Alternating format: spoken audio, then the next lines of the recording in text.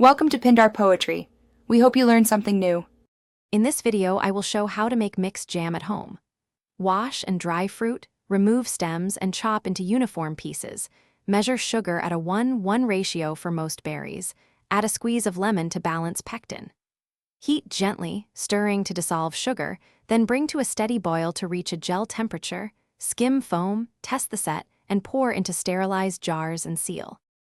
In this video, I will explain how to make mixed jam at home. Begin by combining fruit and sugar in a wide, heavy pot. Stir constantly to avoid sticking, and keep heat moderate. When mixture reaches a steady boil, watch closely and time the rolling boil for the recommended minutes.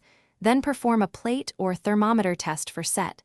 Ladle into hot sterilized jars, wipe rims, and seal tightly.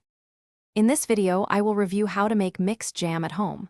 Quick recommendation: the Echo Dot smart speaker is great for setting hands-free timers and adding music to your jam session, making cooking more fun and efficient. If you like useful kitchen companions, consider checking the description for the product link and other deals.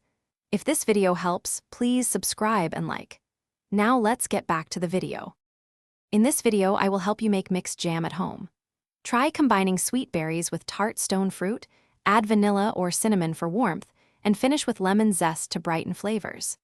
If reducing sugar, use tested low-sugar pectin or extend cooking time and perform regular set checks. Add flavorings near the end of cooking to preserve aroma. Then jar, cool, and label each batch clearly for storage. Thanks for watching. Consider subscribing if we helped you.